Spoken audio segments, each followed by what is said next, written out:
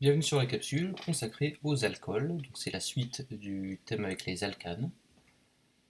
Alors un alcool, c'est un alcane en fait qui aurait hérité d'un groupe hydroxyle, c'est un groupe OH.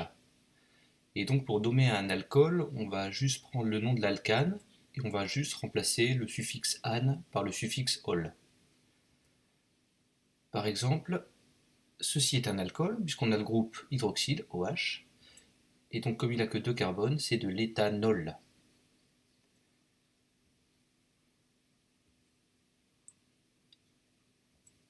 Alors celui-ci, 3 carbones, on va dire que c'est du propanol, mais en fait le propanol, on pourrait aussi l'écrire comme ça. 3 carbones avec un groupe OH, c'est aussi du propanol.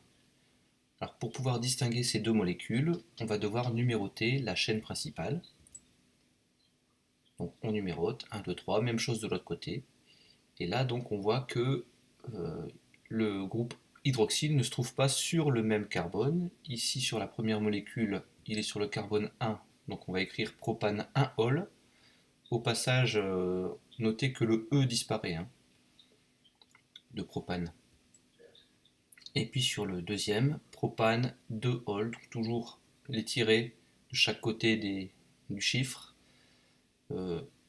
Les groupes hydroxyles se trouvent sur le deuxième carbone. Alors un exemple un peu plus compliqué, on a cette molécule-là et on doit la nommer. On remarque que c'est un alcool, on peut chercher la chaîne principale, on reprend les quatre étapes habituelles, donc première étape, on repère la chaîne principale, et puis on va la numéroter. Alors on aurait deux sens possibles de numérotation, gauche vers droite ou droite vers gauche. On va choisir le sens de numérotation de manière à ce que le carbone qui porte le groupe OH porte l'indice le plus petit. Donc ici je vais plutôt choisir de la numéroter de droite vers gauche. Comme ça le groupe OH tombe sur le carbone 2 au lieu du carbone 3. Donc 4 carbones, c'est du butane.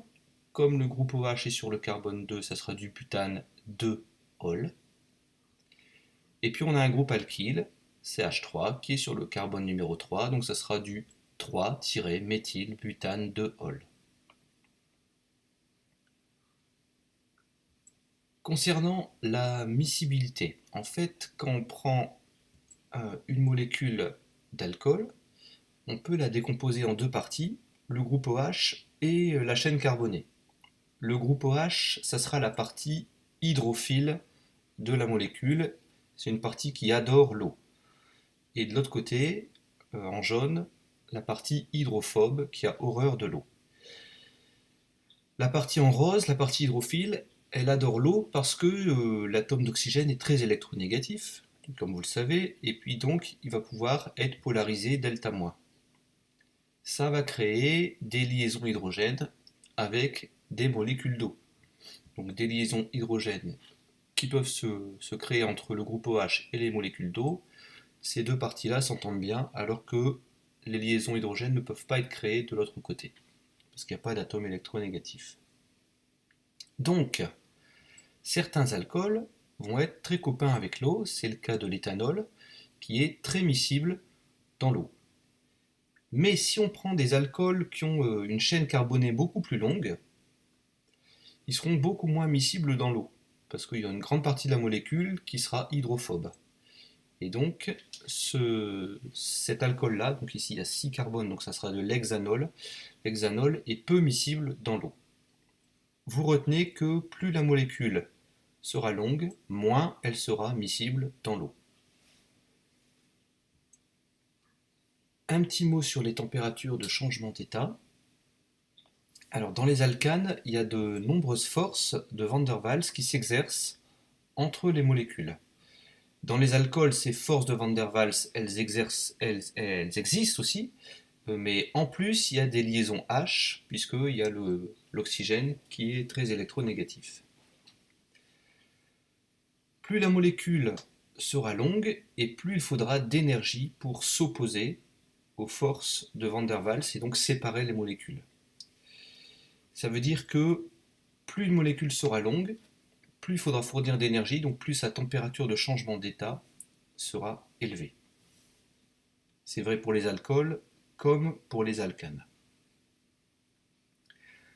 Alors c'est pour ça que, pour les alcanes par exemple, à température ambiante, on a des alcanes qui sont gazeux, d'autres qui sont liquides et d'autres qui sont solides. Ça dépend de la longueur de la chaîne carbonée, hein. En dessous de 5 carbone à température ambiante, c'est du gaz. Par exemple, le gaz butane. Entre 5 et 18 carbone, c'est liquide.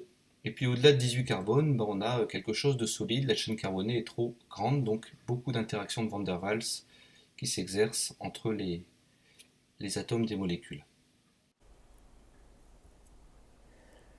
À température ambiante, un alcane et un alcool ne seront pas forcément dans le même état. Par exemple, l'éthane avec l'éthanol, ben, ils ne sont pas dans le même état. L'état à température ambiante, l'éthane à température ambiante, c'est un gaz et l'éthanol, c'est un liquide. Alors, comment est-ce qu'on peut expliquer cette différence? Ben, l'éthanol possède un groupe OH qui peut faire des liaisons hydrogènes. Et donc, ces liaisons hydrogènes vont maintenir une cohérence entre les différentes molécules d'éthanol, chose que l'éthane ne peut pas faire. Et donc la température de changement d'état de l'éthanol sera beaucoup plus importante que pour l'éthane. Donc il faudra fournir davantage d'énergie pour que les molécules se séparent. Donc on peut retenir que pour une molécule équivalente, la température de changement d'état d'un alcool sera plus élevée à cause des liaisons hydrogènes.